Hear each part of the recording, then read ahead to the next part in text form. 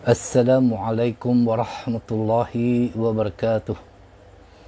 Bismillahirrahmanirrahim. Alhamdulillahi rabbil alamin. Wassalatu wassalamu ala asyrafil anbiya'i wal mursalin wa ala alihi wa sahbihi ajma'in. Allahumma salli ala sayyidina Muhammad salatan tukhrijuni min zulumatil wahmi wa tukrimuni binuril fahmi wa tudihu lima askala hatta yufham innaka anta ta'lamu wa la a'lam innaka anta 'allamul ghuyub subhanaka la ilma lana illa ma 'allamtana innaka antal alimul hakim. Rabbi syrah li sadri wa yassir li amri wahlul 'uqdatan min lisani yafqahu qawli. Allahumma yassir wa la tu'assir bi tammin bil khair wa la hawla wa la quwwata illa billahil aliyyil azim. Amma ba'. InsyaAllah pada pagi ini kita menyambung perbahasan daripada kitab Akidah Ahlussunnah wal Jamaah penjelasan sifat 50, iaitu membicarakan tentang sifat-sifat Allah Subhanahu wa taala dan juga sifat-sifat para rasul, para nabi.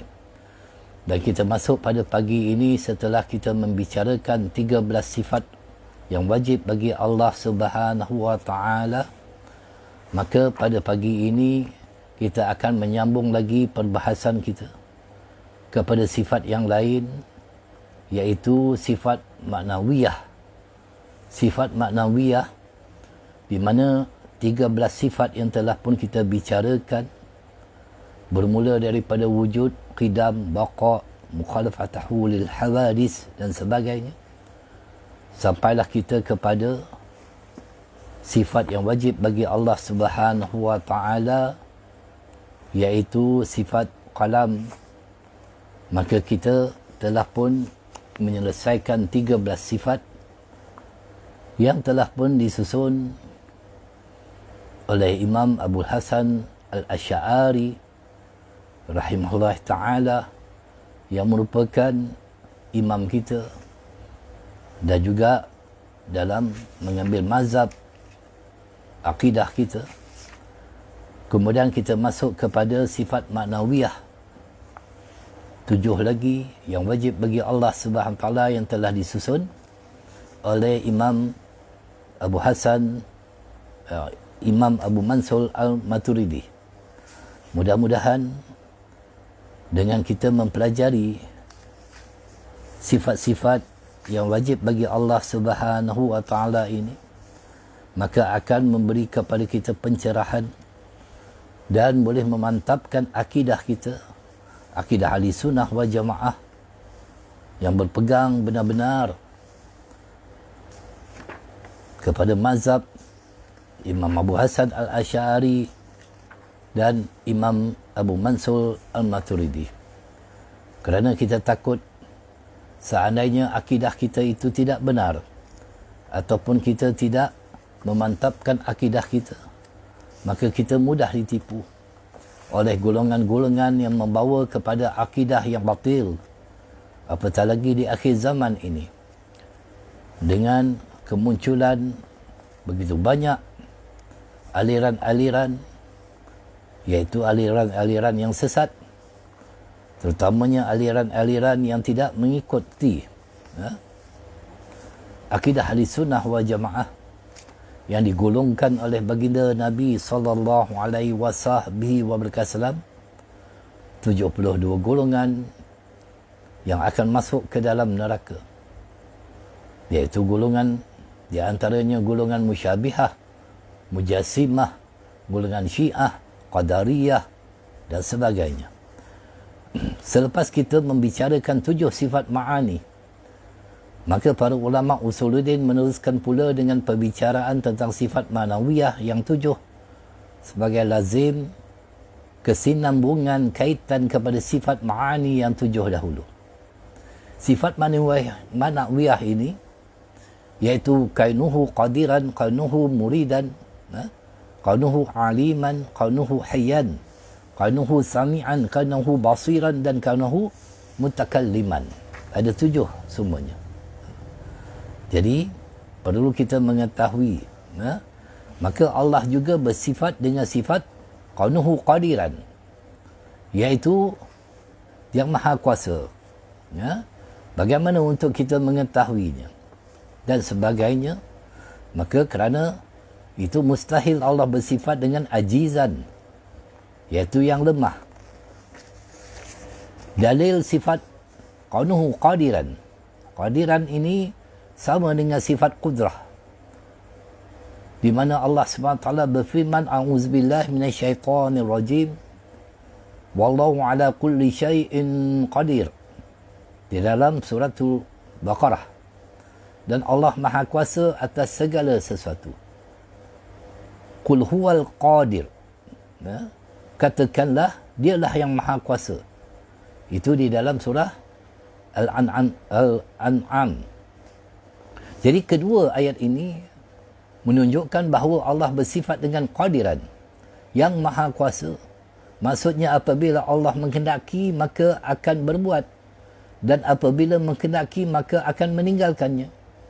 Allah maha kuasa untuk berbuat sesuatu dan tidak melakukannya, mengerjakan apa yang dikehendaki dan meninggalkan apa yang dikehendaki. Maka inilah yang perlu kita mengetahui tentang sifat kaunuhu qadiran. Kemudiannya kaunuhu muridan.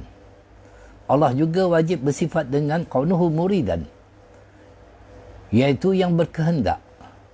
Kerana itu mustahil Allah memiliki sifat yang sebaliknya, iaitu mukhrahan, yang dipaksa untuk melakukan sesuatu. Dalil sifat kaunuhu muridan adalah dalil sifat iradat. Sebagaimana Allah Subhanahu wa taala berfirman di dalam Al-Quran, a'udzubillahi minasyaitonir rajim, innallaha yaf'alu ma yurid, di dalam surah Al-Hajj. Sesungguhnya Allah berbuat apa yang dia kehendaki. Inna rabbaka fa'alul lima yurid. Sesungguhnya Tuhanmu maha pelaksana terhadap apa yang dia kehendaki, di dalam surah Hud. Maka kedua ayat ini menunjukkan bahawa Allah bersifat dengan kaunuhu muridan, yang maha berkehendak.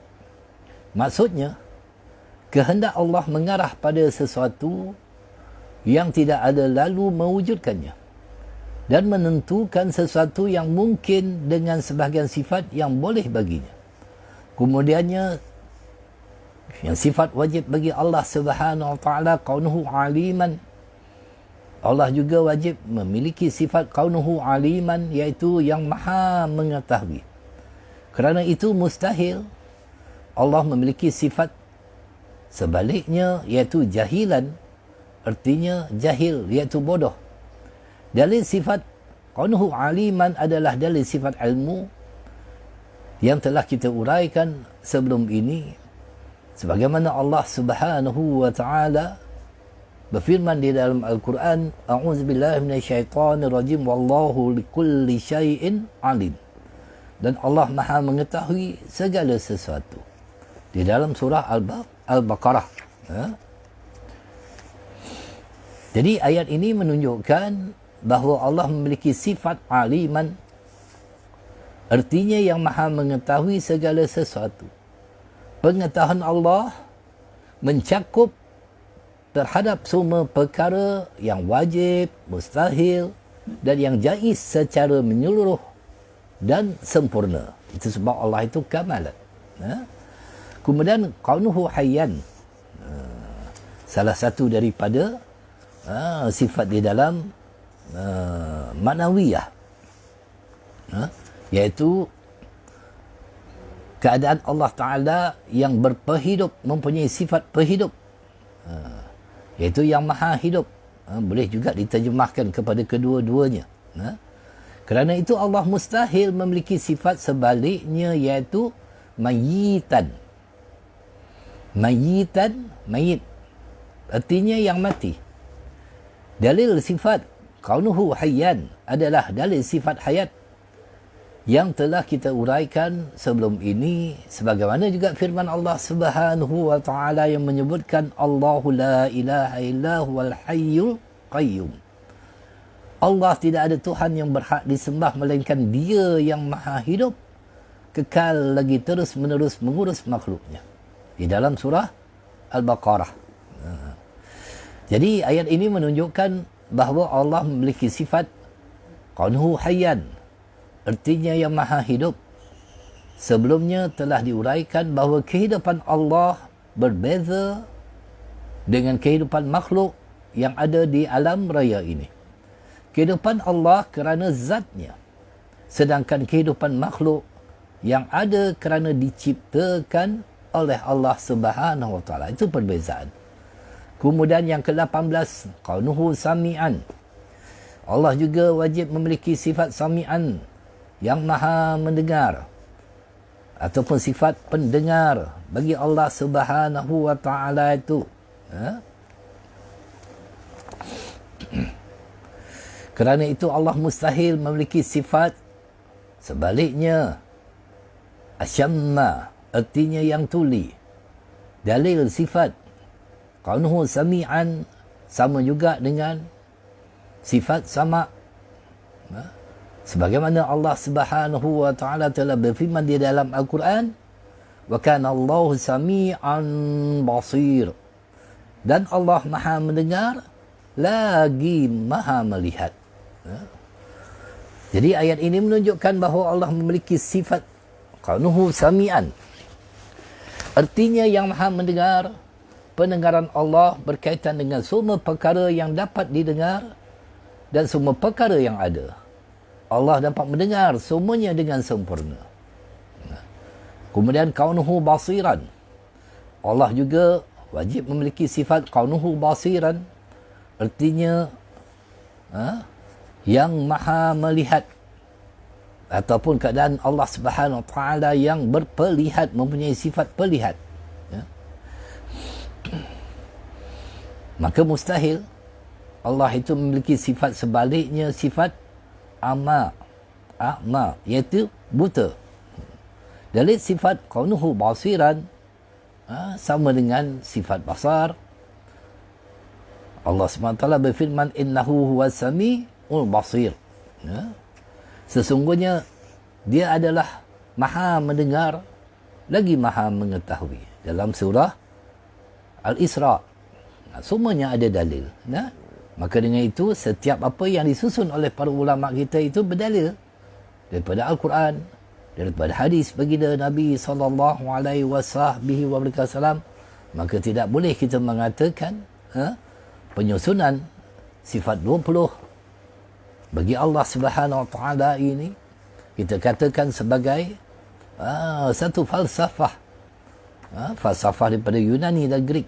Itu sangat-sangat berbeza dengan pemahaman akidah ahli sunnah wal jamaah yang benar-benar, kerana semua yang telah disusun oleh para ulama kita berdasarkan kepada dalil Al-Quran dan juga hadis baginda Nabi SAW. Kemudian sifat yang ke-20, sifat yang wajib bagi Allah SWT, mutakalliman.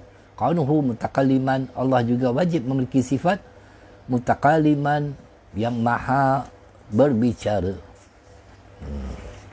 Ataupun kita sebut dalam terjemahan yang lain, berkata. Qaunuhu mutakalliman. Kerana itu mustahil Allah Subhanahu wa taala kita sebut sebagai abkam, artinya yang bisu. Dalil sifat mutakalliman ini, Qaunuhu mutakalliman, sama juga dengan sifat kalam yang telah kita bahaskan sebelum ini, di mana Allah Subhanahu wa taala berfirman di dalam Al-Quran, a'udzubillahi minasyaitonir rajim, wa kallama Allah Musa taklima. Dan Allah telah berbicara kepada Musa dengan langsung di dalam surah An-Nisa.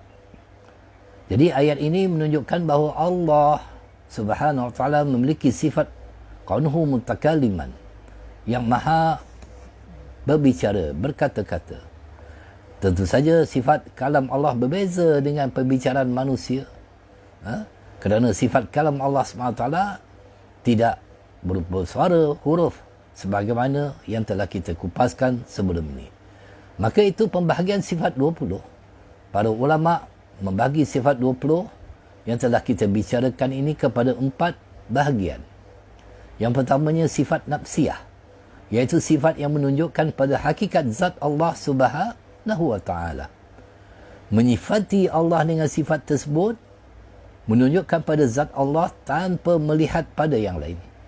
Sifat nafsiyah tersebut adalah sifat wujud. Sifat ini menunjukkan pada zat Allah Subhanahu wa taala sahaja. Berbeza dengan sifat yang lain, misalnya sifat sama, artinya mendengar, yang menunjukkan pada zat yang memiliki sifat pendengaran. Demikian pula dengan sifat basar, artinya penglihatan, yang maha melihat ataupun pelihat, yang menunjukkan pada zat yang memiliki penglihatan. Keduanya kita telah membicarakan sifat salbiyah, artinya negatif. Salbiyah, negatif. Iaitu sifat-sifat yang menafikan apa saja yang tidak layak bagi Allah Subhanahu wa taala. Sifat salbiyah ini ada 5, iaitu qidam, bada, mukhalafatuh lil hawadis, qiyamuhu bi nafsi.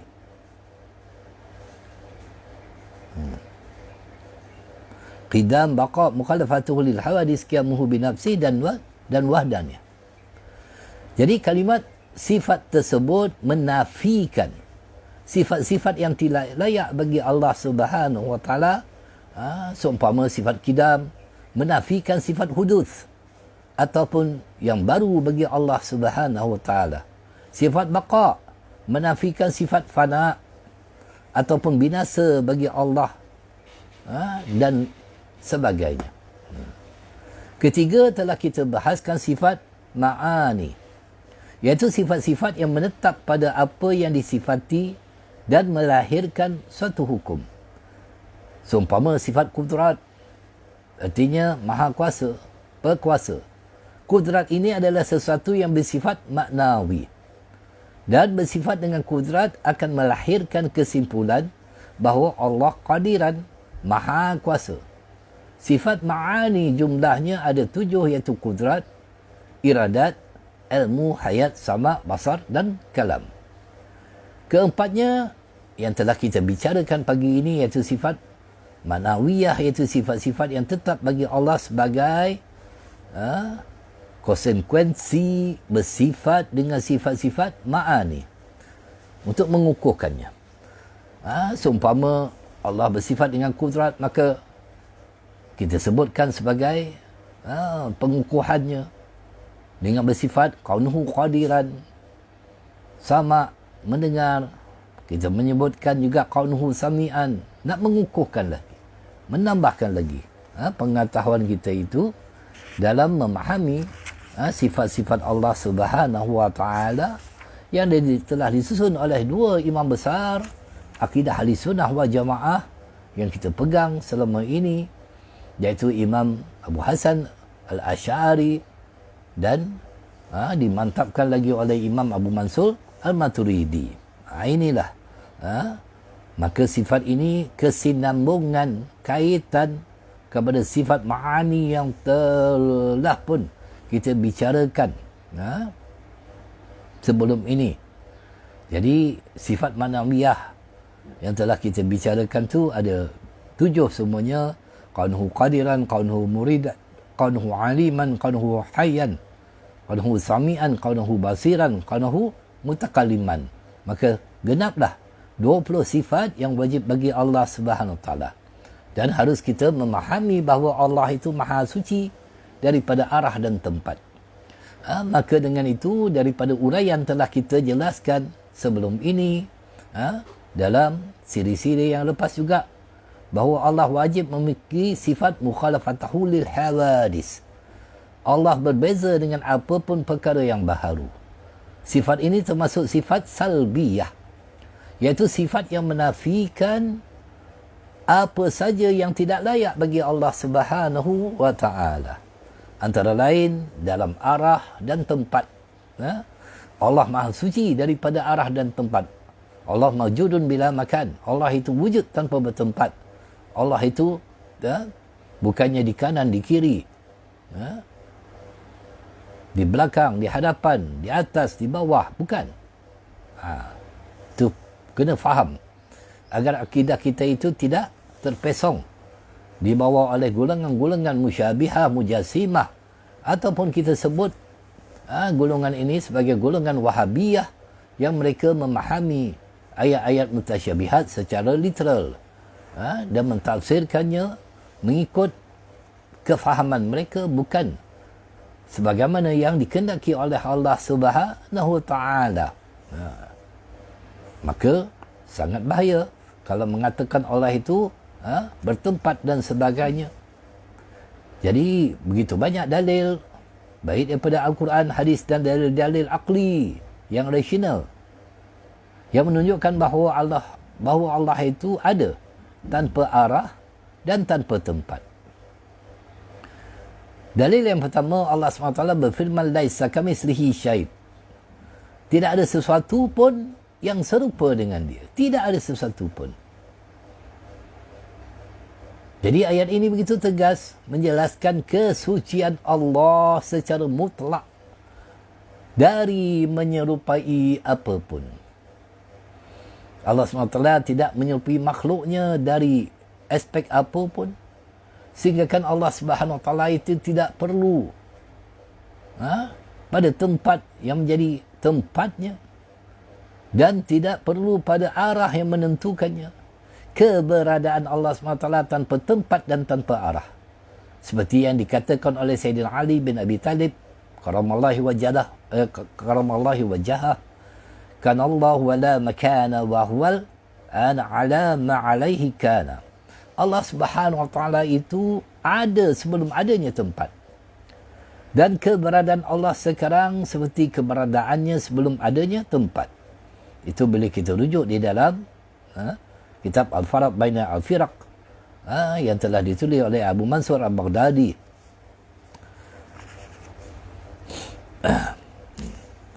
Jadi ayat ini juga menjadi dalil bagi Allah Subhanahu Wa Taala ataupun dalil bagi kita yang menjadi ahli sunnah wal jamaah bahawa Allah memiliki sifat mukhalafatuhu lil hawadis, iaitu Allah tidak menyerupai makhluk-makhluknya.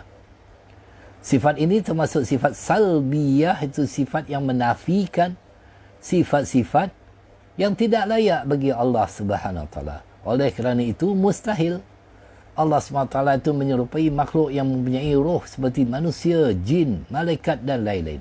Allah juga mustahil menyerupai benda-benda padat, jamat.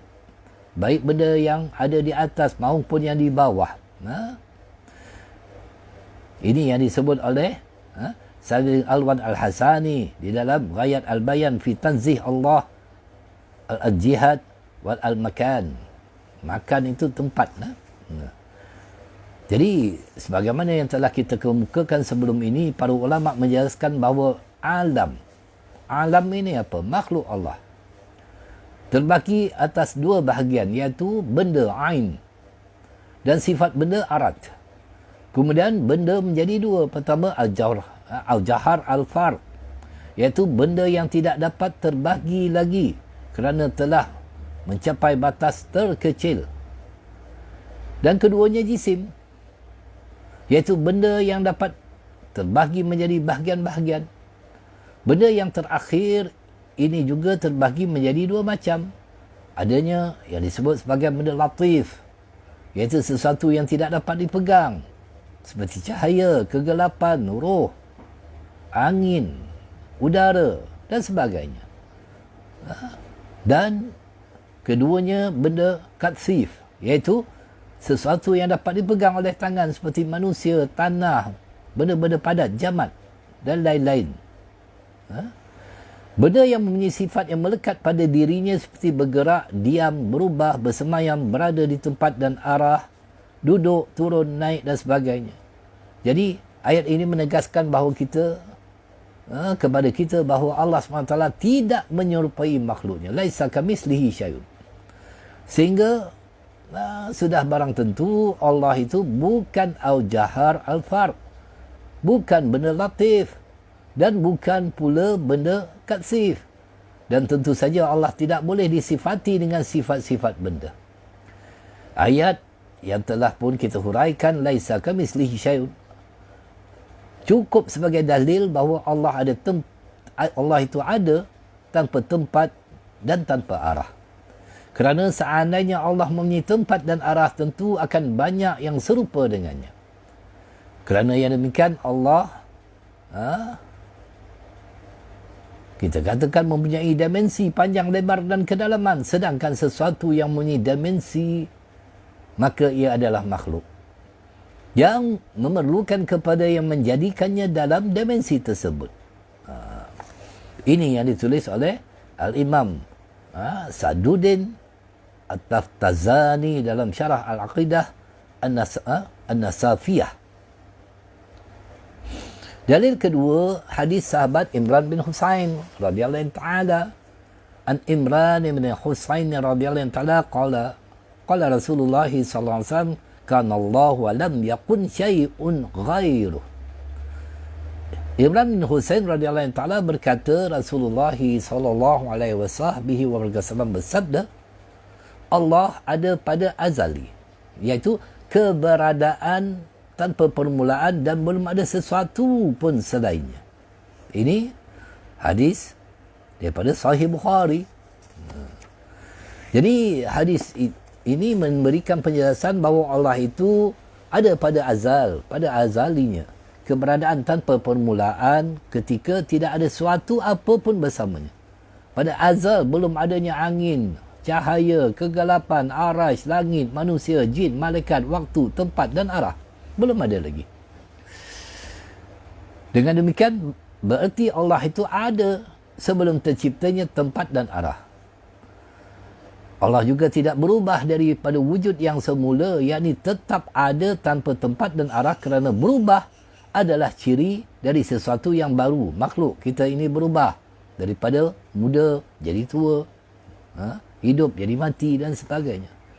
Jadi apabila akal dapat menerima bahawa Allah ada sebelum terciptanya tempat dan arah, maka tentu saja akal dapat menerima wujudnya Allah tanpa tempat dan arah setelah terciptanya tempat dan arah. Dan hal ini bukan termasuk penafian atas wujudnya Allah Subhanahu wa taala. Begitu juga kita bawakan dalil yang ketiga, kerana di akhir zaman ini mereka memahami ayat-ayat mutasyabihat di dalam Al-Quran, seumpama Ar-Rahmanu 'alal 'arsy istawa, mengatakan Allah Ar-Rahman itu istiwa, tempatnya di arash dan sebagainya, di langit dan sebagainya. Na'udzubillahi min zalik. Begitu juga hadis-hadis mutasyabihat yang golongan-golongan mujassimah, golongan-golongan musyabihah, yang kita sebut sebagai golongan Wahabiyah, yang memahami yanzilu rabbuna kullu yaumin ila sama'i dunya, Allah itu turun ke langit dunia. Itu sangat-sangat batil memahami begitu, kerana memahami secara literal ayat-ayat dan hadis-hadis mutasyabihat itu sebab perlu kepada takwil. Abu Hurairah radhiyallahu ta'ala menyebutkan an Abi Hurairah radhiyallahu ta'ala anna Nabi sallallahu alaihi wasallam ya'muruna idza arada ahaduna an yanama an yattaji'a ala shiqqihi al-ayman thumma yaqulu Allah rabbis samawati wa rabbul ardi wa rabbul arsyil azim Rabbuna wa rabbu kulli syai' faliqal habbi wan nawa wa munzilat taurati wal injili wal furqan a'udzubika min syarri kulli syai'in anta akhidhun binasiyatih Allahumma antal awwalu falaysa qablaka syai' wa antal akhiru falaysa ba'daka syai' wa anta zahiru falaysa fawqa syai' wa antal batinu falaysa dunaka syai' igli anna din wa akhnina minal faqr. Daripada Abu Hurairah radhiyallahu taala, Nabi SAW selalu menyuruh kami apabila salah seorang kami hendak tidur agar tidur miring pada bahagian badannya sebelah kanan, kemudian berdoa, ya Allah, Tuhan beberapa langit dan Tuhan bumi, Tuhan arasy yang agung, Tuhan kami dan Tuhan segala sesuatu yang membelah biji dan biji kurma, yang menurunkan kitab Taurat, Injil dan Al-Quran. Aku berlindung kepadamu dari keburukan segala sesuatu yang engkau pegang ubun-ubunnya. Ya Allah, engkaulah yang maha awal. Tidak ada sesuatu sebelum engkau. Engkaulah yang maha akhir. Tidak ada sesuatu sesudah engkau. Engkaulah Az-Zahir yang segala sesuatu menunjukkan akan adanya. Tidak ada sesuatu di atasmu. Dan engkaulah Al-Batin yang tidak dapat dibayangkan. Tidak ada sesuatu di bawahmu. Lunaskanlah hutang kami. Dan jadikanlah kami kaya jauh dari kefakiran. Hadis riwayat Imam Muslim. Jadi, hadis sahih ini memberikan beberapa peringatan kepada kita. Pertama, sebelum kita tidur, seseorang itu dianjurkan mengingati Allah SWT dengan semua sifat-sifatnya yang berkaitan dengan tauhid, akidah. Kedua, mula-mula mengingati bahawa Allah itu pencipta dan pemilik alam yang tinggi, iaitu langit dan yang 7, dan alam yang rendah, iaitu bumi yang 7. Kemudian mengingati bahawa Allah itu pencipta dan pemilik makhluk yang sangat besar. Makhluk yang paling besar itu arasy. Dan makhluk yang kecil, iaitu manusia dan makhluk lain yang sama dengan manusia. Kemudian mengingati bahawa Allah Subhanahu wa ta'ala yang membelah biji pertanian dan biji kurma yang tumbuh untuk menjadi tanaman dan pepohonan. Kemudian mengingati bahawa Allah Subhanahu wa ta'ala yang menurun kitab Taurat, Injil dan Al-Quran.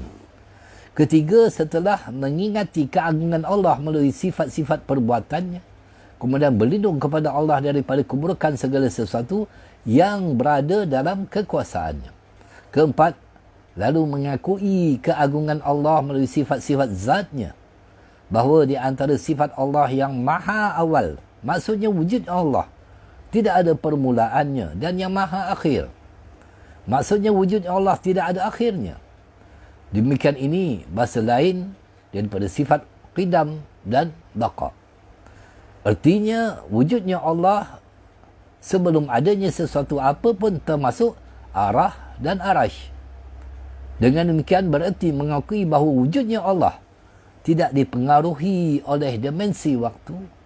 Di sini perlu dijelaskan bahawa wujudnya Allah sebelum adanya segala sesuatu, termasuk arah, tempat dan arasy. Kerana ini semua diciptakan oleh Allah. Menunjukkan bahawa wujudnya Allah tidak bertempat sebelum terciptanya tempat. Nah, itu sebab almarhum Tuan Guru Salih Musa rahimahullah ta'ala memberikan hujah yang sangat-sangat mantap. Kalau dikatakan Allah itu bertempat sebelum terciptanya tempat, di mana Allah? Ini. Jadi kelima, mengakui bahawa dengan di antara sifat Allah adalah Az-Zahir, maksudnya tidak ada sesuatu di atasnya. Dan Al-Batin, maksudnya tidak ada sesuatu di bawahnya. Dengan demikian, berarti mengakui bahawa wujudnya Allah tidak dipengaruhi dan tidak diliputi oleh ruang dan tempat. Dalam konteks ini, Imam Al-Bahaqi mengatakan, wastadalla ba'du ashabina fi nafil makani anhu biqaulin Nabi sallallahu alaihi wasallam, anta zahiru falaysa fawqaka syai'un wa antal batinu falaysa dunaka syai', wa idza lam yakun fawqahu syai' wala dunahu syai'un lam yakun fi makan. Sebagian sahabat kami dalam menafikan tempat bagi Allah, kata Imam Al-Bahaqi, mengambil dalil dengan sabdaan baginda Nabi sallallahu alaihi wasallam, engkaulah Az-Zahir, tidak ada sesuatu di atasmu, dan engkaulah Al-Batin, tidak ada sesuatu di bawahmu. Jika tidak ada sesuatu di atasnya dan tidak ada sesuatu di bawahnya, sudah barang tentu dia tidak bertempat. Ini disebut oleh Imam Al-Hafiz Al-Bahaqi dalam Al-Asma' wa Sifat. Jadi dalam doa yang telah kita bacakan tadi itu, yang dia anjurkan sebelum tidur, setelah mengakui bahawa wujudnya Allah tidak tergantung pada dimensi waktu, dilanjutkan dengan pengakuan bahawa wujudnya Allah SWT tidak tergantung pada dimensi ruang, sehingga dapat disimpulkan bahawa wujudnya Allah Maha Suci dari dimensi ruang dan waktu, kerana ruang dan waktu adalah makhluk yang diciptakannya. Sebelum terciptanya ruang dan waktu, Allah ada tanpa tempat dan arah. Allah mawjudun bila makan. Allah itu wujud tanpa bertempat. Jadi setelah terciptanya ruang dan waktu, Allah juga tanpa tempat dan arah. Maka apabila wujudnya Allah Maha Suci daripada dimensi ruang dan waktu, mengapa Allah menciptakan arasy? Sayyidina Ali bin Abi Talib karamallahu wajhah berkata, "Anna Allah khalaqal arsyal izharan liqudratihi wa lam yattaghidhu makanan lidzatihi." Sesungguhnya Allah menciptakan arasy, iaitu makhluk Allah yang paling besar, untuk menampakkan kekuasaannya, bukan untuk menjadikannya tempat bagi zatnya. Maka ini menafikan golongan Wahabiyah yang mengatakan Allah itu tempatnya di arasy. Jadi keyakinan bahawa wujudnya Allah tanpa tempat dan arah adalah kesepakatan ahli sunnah wal jamaah sejak generasi salaf yang soleh. Hal ini sebagaimana yang ditegaskan oleh salah seorang ulama salaf, Al-Imam Abu Ja'far Al-Tahawi dalam Al-Aqidah Al-Tahawiyah, yang menyebutkan ta'ala yaknillah anil hudu wal ghayati wal ardakana wal adawa la tahwihil jihatus sittu kasairil mubtada'at. Maha suci Allah dari batas-batas bentuk kecil maupun besar, sehingga Allah tidak mempunyai ukuran sama sekali. Batas akhir, sisi-sisi anggota badan yang besar seperti tangan, wajah dan anggota badan yang lain, maupun anggota badan yang kecil seperti mulut, lidah, hidung, telinga dan lainnya, dan tidak diliputi oleh satu maupun 6 atas penjuru, atas, bawah, kanan, kiri, depan dan belakang. Tidak seperti makhluk yang diliputi 6 arah penjuru tersebut. Jadi pernyataan Al-Imam At-Tahawi tersebut merupakan ijma' konsensus para sahabat dan ulama salaf yang soleh, kerana Al-Imam At-Tahawi menulis kitabnya Al-Aqidah At-Tawahiyah sebagai rangkuman dari akidah-akidah yang menjadi keyakinan seluruh sahabat dan ulama salaf yang soleh. Itu sebab kita kena memahaminya. Seumpama ayat mukamat dan mutasyabihat. Itu sebab di antara sifat yang wajib bagi Allah adalah mukhalafatul lil hawadis. Artinya Allah itu berbeza dengan semua perkara yang baharu. Kerana apabila Allah sama dengan perkara yang baharu, berarti Allah juga baharu. Kerana dalam tinjauan akal, setiap sesuatu pasti memiliki hukum yang sama dengan apa yang serupa atau sama dengannya. Sedangkan Allah wajib bersifat dengan qidam, tidak ada permulaannya. Berarti Allah wajib berbeza dengan apa saja yang baharu. Sifat ini telah kita huraikan sebelum ini, sifat qidam. Sedangkan dalil bahawa Allah wajib berbeza dengan semua perkara yang baru, antara lain adalah firman Allah SWT yang telah kita bacakan, laisa kamitslihi syai'un wa huwas samiul basir, dalam surah Asy-Syura ayat yang ke-11. Tidak ada sesuatu pun yang serupa dengan dia, dan dialah yang maha mendengar dan melihat. Hawadis ataupun perkara baru adalah apa saja selain Allah SWT. Di antara sifat-sifat hawadis adalah memiliki rupa, bentuk tersusun, beberapa bahagian, memiliki masa tertentu dan tempat tertentu. Sedangkan Allah tidak serupa dengan apapun perkara yang baru dalam hal apa sahaja. Tetapi kita menjumpai pula beberapa ayat-ayat Al-Quran dan hadis-hadis Nabi SAW yang apabila kita memahaminya secara literal akan melahirkan kesan bahawa Allah SWT itu memiliki kekurangan dan menyerupai makhluk. Kalau difahami secara literal. Hal ini tentu bertentangan dengan ayat laisa kamitslihi syai'un wa huwas samiul basir. Sedangkan ayat-ayat Al-Quran dan hadis-hadis Nabi SAW antara yang satu dengan yang lain harus saling membenarkan dan menguatkan. Tidak saling menafikan dan membatalkan. Dari sini kita perlu mengetahui tentang konsep teks-teks muhkamat dan mutasyabihat. Jadi ditinjau daripada aspek pengertian, ayat-ayat Al-Quran dan hadis-hadis Nabi SAW terbagi menjadi dua, iaitu muhkamat dan mutasyabihat. Sebagaimana di dalam surah Ali Imran, Allah SWT berfirman, A'udzubillahi minasyaitonirrajim. Walladzi anzala 'alaikal kitaba minhu ayatun muhkamatun hunna ummul kitabi wa ukhra mutasyabihat. فأما الذين في قلوبهم زيغ فيتبعون ما تشابه منه ابتغاء الفتنة وابتغاء تأويله وما يعلم تأويله إلا الله والراسخون في العلم يقولون آمنا به كل من عند ربنا وَمَا يَذَّكَّرُ إِلَّا أُولُو الْأَلْبَابِ. Sadaqallahul Azim. Dialah yang menurunkan Alkitab Al-Quran kepada kamu. Di antara isinya ada ayat-ayat yang muhkamat. Itulah pokok-pokok isi Al-Quran. Dan yang lain ayat-ayat mutasyabihat.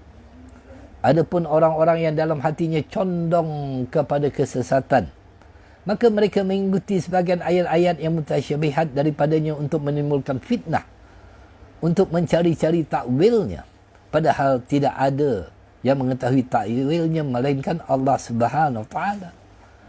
Dan orang-orang yang dalam ilmunya berkata kami beriman kepada ayat-ayat mutasyabihat, semuanya itu dari sisi Tuhan kami dan tidak dapat mengambil pelajaran daripadanya melainkan orang-orang yang berakal. Jadi ayat ini memberi peringatan kepada kita. Pertama, ayat di atas menegaskan bahawa di antara isi Al-Quran ada ayat muhkamat, ada ayat mutasyabihat. Keduanya, ayat muhkamat ialah ayat-ayat yang terang dan tegas maksudnya serta dapat difahami dengan mudah. Ayat muhkamat adalah menjadi induk ayat-ayat Al-Quran dalam erti yang menjadi rujukan dalam memahami ayat-ayat mutasyabihat. Keduanya, ayat mutasyabihat ialah ayat yang tidak jelas, yang samar-samar maksudnya atau memiliki beberapa kemungkinan maksud dan memerlukan pemikiran yang matang untuk mengarahkan pada satu maksud yang sesuai. Dalam memahami ayat-ayat mutasyabihat, harus kembali kepada ayat-ayat muhkamat seperti induk Al-Quran.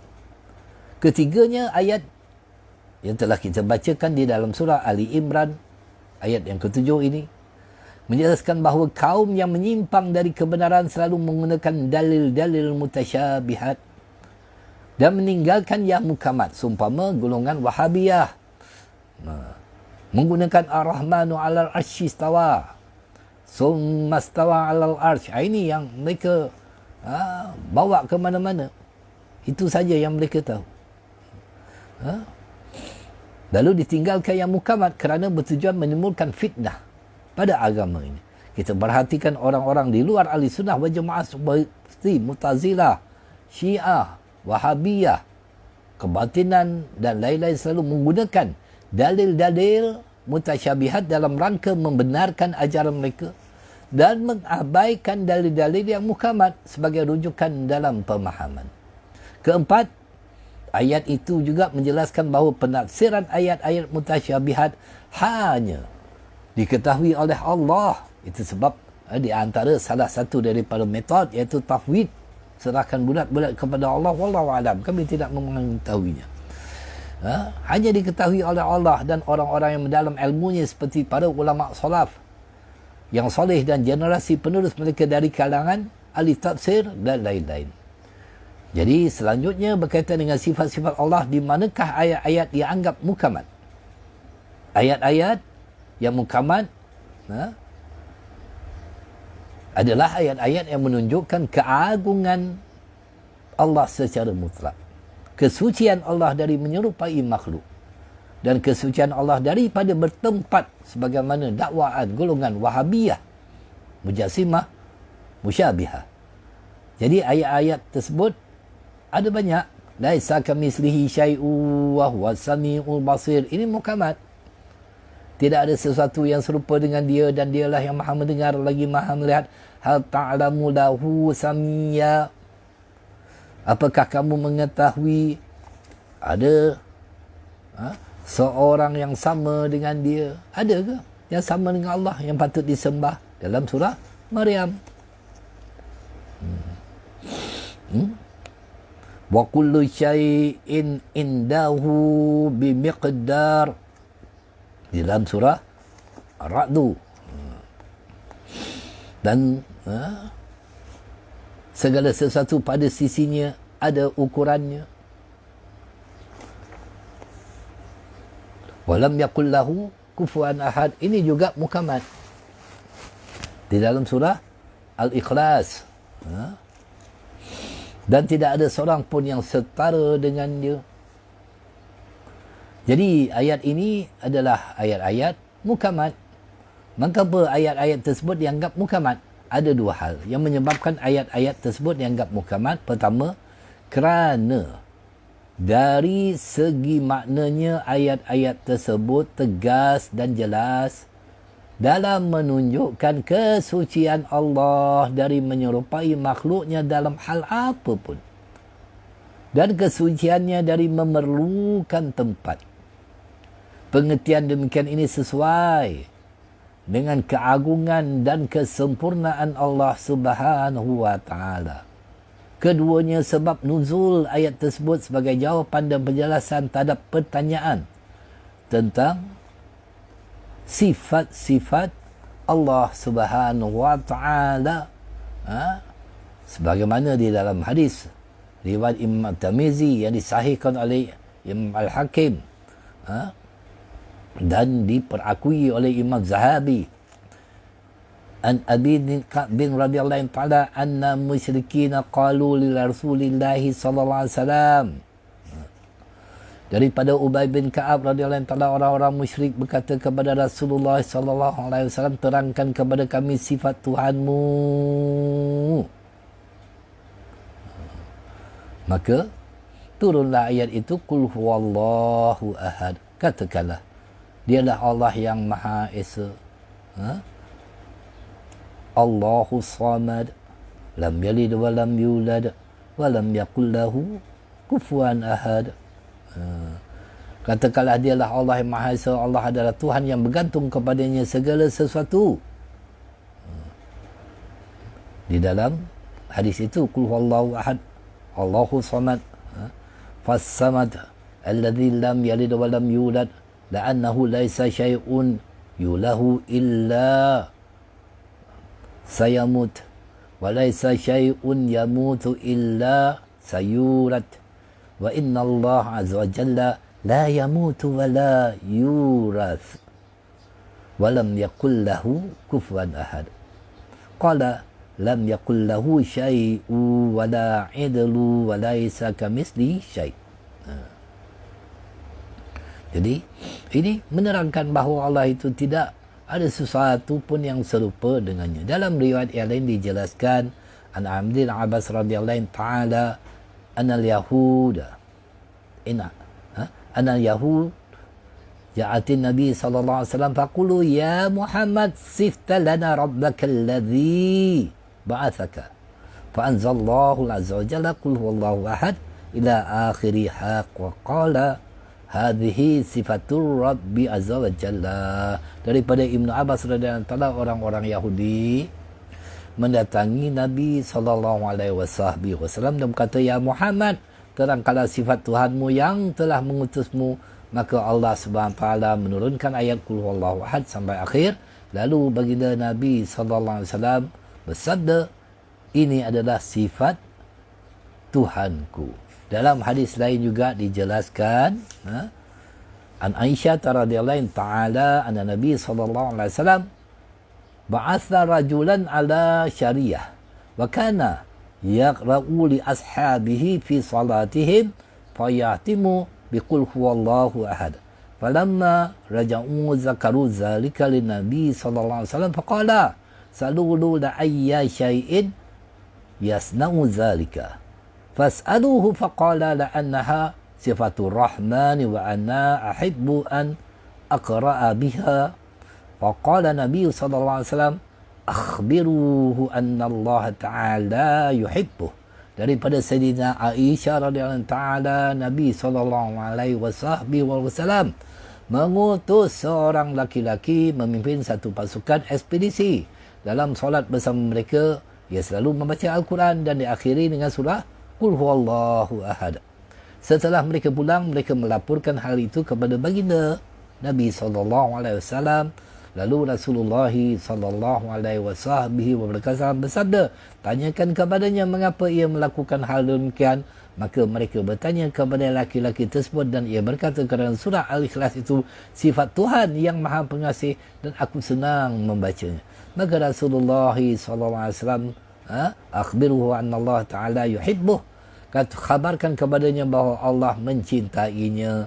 Jadi hadis ini yang pertamanya, sebab nuzul surah Al-Ikhlas menjadi respon, sebagai respon terhadap pertanyaan orang-orang musyrik dan orang-orang Yahudi kepada Nabi sallallahu alaihi wasallam tentang sifat-sifat Allah.